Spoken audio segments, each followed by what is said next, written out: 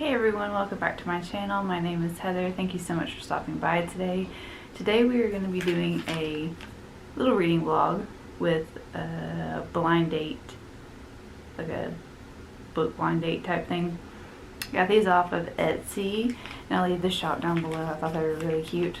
It is 3 romance books that are repurposed for this particular reason, and yeah, I thought it was really cute. So we're gonna do this today, and I'm in the mood to read some romance, so this is the perfect time. And this is like a little Christmas present to myself, you know, so yeah. That's what we're doing in this video. If you haven't already, make sure you hit that subscribe button down below. Let me know if you've done this. Let me know if you're going to do this after this particular video, or if, you know, you like blind dates with books. I personally like them because, I don't know, it's interesting to see what people like repurpose or what people would recommend to other people that they don't even know. So yeah, so we're gonna unwrap this together. Maybe. Of course, it is knotted.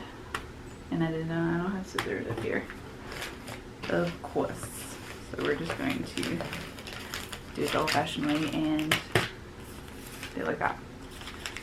So, the first book, which I am gonna only, oh, got a little card.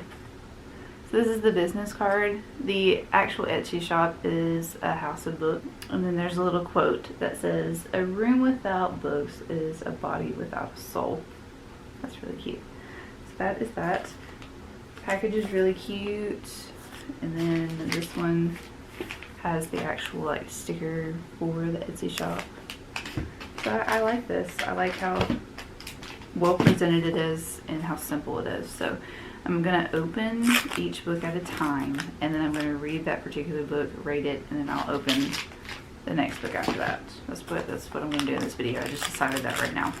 So let's open the book and get that. And I don't know if I mentioned this, but all 3 of these are romance. Hopefully I haven't read any of them because I like to read romance. Ooh, I have not read this. Okay, so The Marriage Clock by Zahra Rahim, and it is about a girl named Layla Abid who has traditional Indian parents, and she is having to have an arranged marriage, but she also wants to be Bollywood. She also wants a Bollywood romance where real love happens before marriage, not the other way around. And then she's 26 years old, so she's an older person. She still hasn't met, I said person. She still hasn't met her perfect Mr. Perfect yet. Oh, this is cute. This is published by HarperCollins. The actual like cover is really pretty. So yeah. Ooh, I'm excited to read this. I've never heard of this book before. The actual like tagline on the back says, "In Zahra Rahim's fresh, funny, smart debut," oh, it's a debut novel, a young Muslim American woman strikes a deal with her parents. She'll find her future husband in 3 months, or else they'll arrange the marriage for her. So, ooh, I'm excited.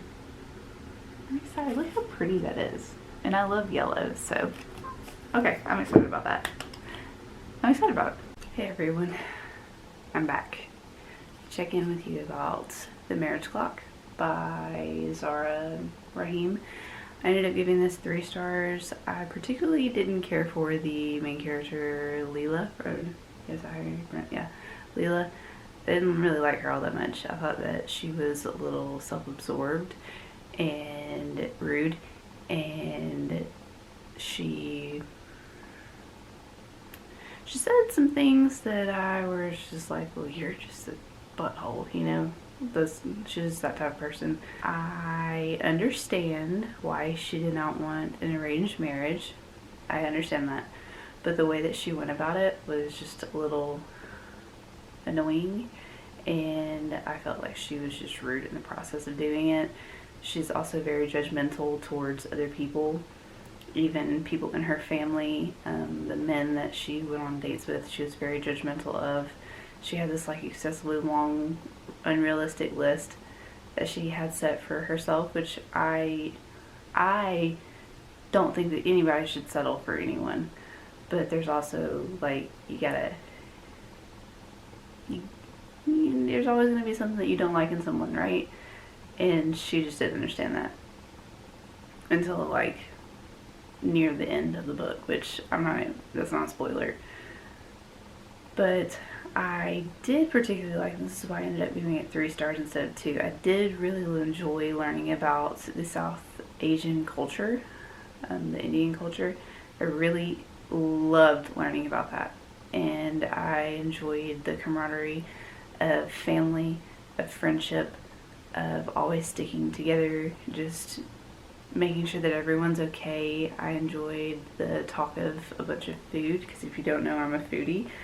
I enjoyed learning about their different clothes that they wear, like the marriage ceremonies that they have. I enjoyed that part of the book more than I enjoyed Leela, however you say her name, story, like marriage story. I didn't really enjoy that at all. And it was just kind of a mediocre romance. I would say it leans more towards women's fiction than romance, just in my opinion. But yeah, so, I mean, it wasn't a terrible book, but it's something that I personally didn't really click with that all that much. And not because of like the culture aspect, just because she was not a person that I enjoyed reading about, like from. But yeah, so that's that book. Now we're going to open up another one. I'm going to open up the bigger one of the 3. Let's see what we got.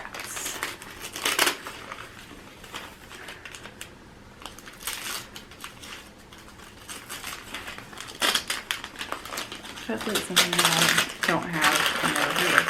Oh, I've never heard of this either. I've heard of the author, but I've never heard of this book. Okay, so it's The Chai Factor by Farah Heron. Ooh, and it's about a 30-year-old engineer. I'm 30. Did you know that? You should know that. I'm 30. And Imara Khan has a no dating rule.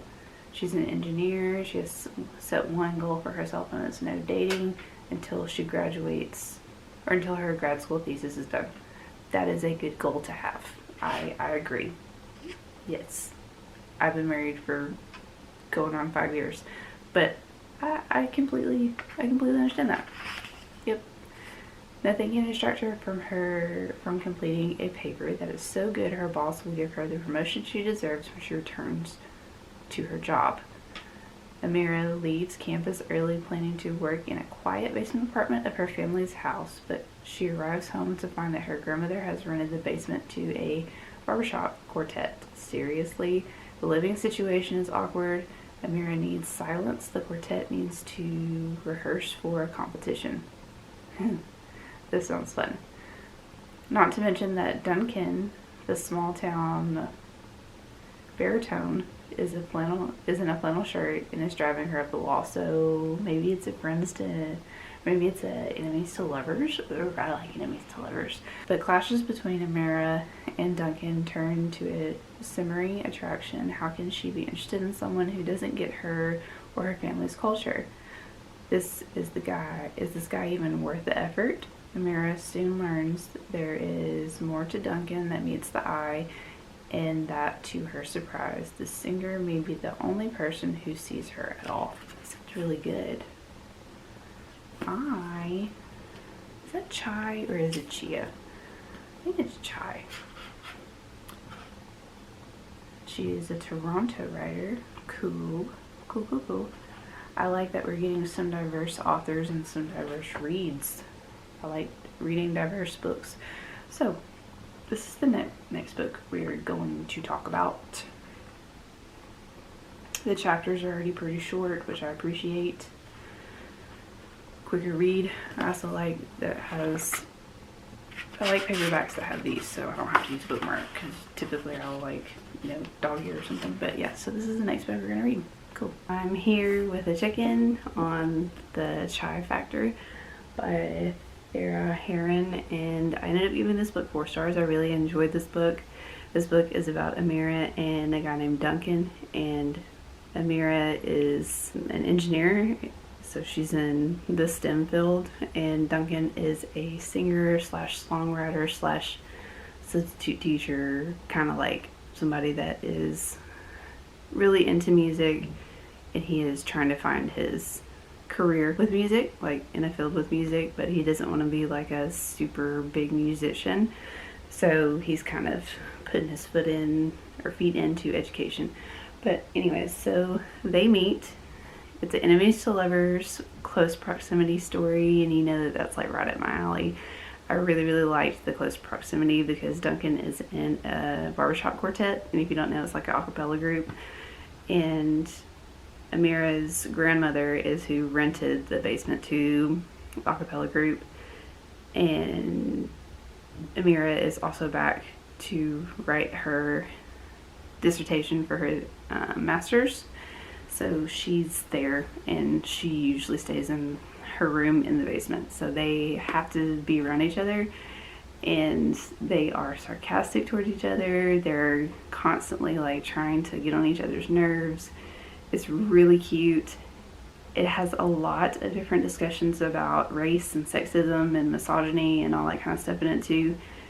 So there's a lot more to the story itself, and it was one of those books that I really enjoyed learning about more of the Indian culture, because she is Indian Canadian.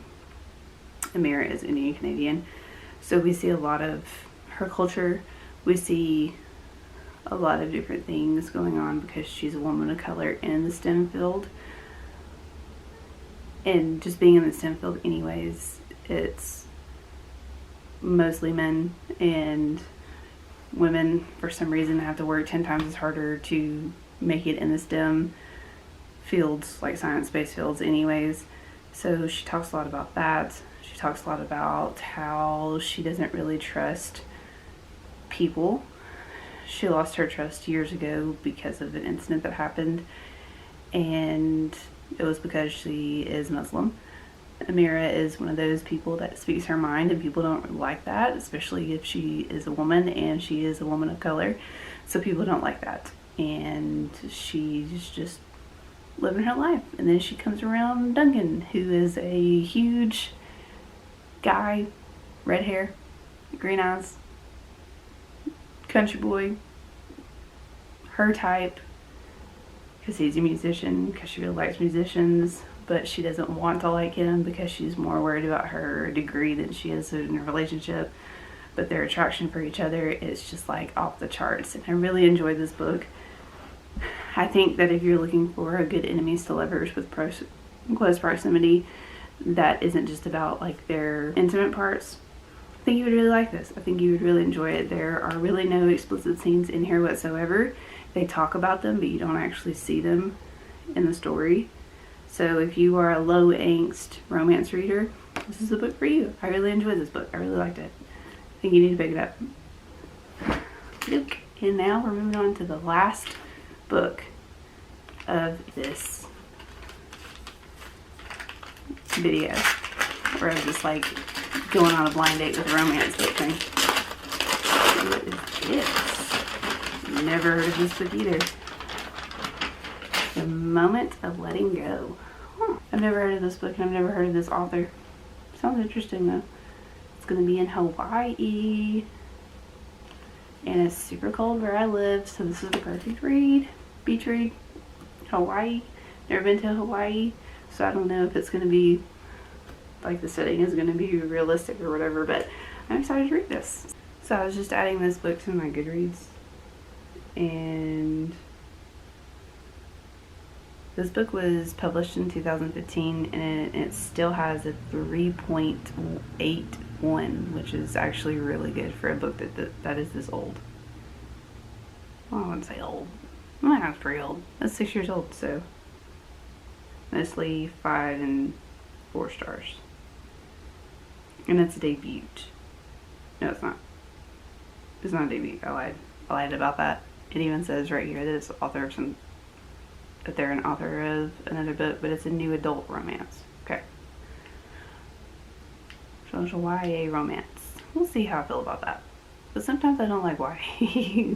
Sometimes I don't like it. Now, as I'm older, I like to read about older characters. Kind of like Amira. She was 30. I'm 30. So we can kind of like jab with each other, I guess you could say. But we'll give it a try. Hello. I'm here to check in with you on this book right here, The Moment of Letting Go. I ended up giving this 4 stars. I thought this was a really cute book. It talks about grief. It talks about finding what you really want to do in life and not settling for specific jobs. It talks about just kind of like slowing down your life, living for you and no one else, and I really like that message. So this book is set in Hawaii. We're following Sienna, and we're following a guy named Luke. And Sienna is there on like a job trip. She is a event coordinator, and this is like one of her biggest commissions that she's ever had before. And she works for a pretty prestigious party planning company in San Diego, San Francisco, San Diego, one of those. And she goes there not intending on meeting anyone, nothing like that. And then Luke just shows up one day. He is a surfing instructor, and he also has some other jobs on the side. But they instantly click. And the only reason I didn't give this book 5 stars was because of the insta-love, and that's pretty much YA.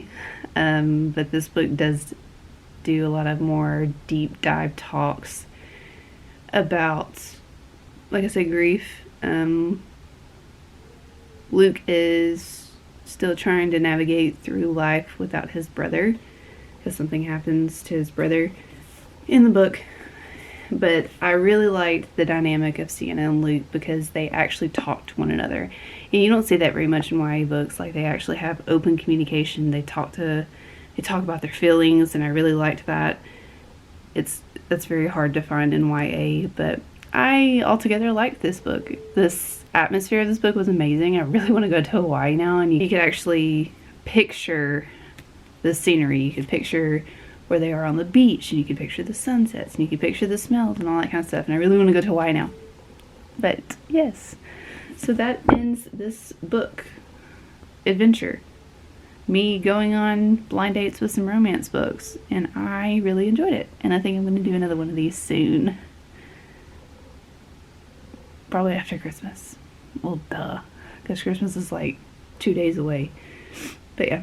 So that's the end of this vlog. I hope you enjoyed this vlog. Let me know in the comments down below if you've ever gone on a blind date with some books. I like these things. I like going on blind dates with books because you usually find like a new favorite. I would say The Chai Factor was my favorite of all these books that I read. But this was a pleasant surprise too, because I didn't have very high hopes for this book, but I actually really liked it. So let me know down in the comments if you want to see something like this again, because I do plan on doing it again. And make sure you hit the subscribe button before you leave and all that good stuff. And I hope that you have a very Merry Christmas, because this is going up on Christmas Day. So I hope you have a very Merry Christmas. And I'll see y'all later. Bye.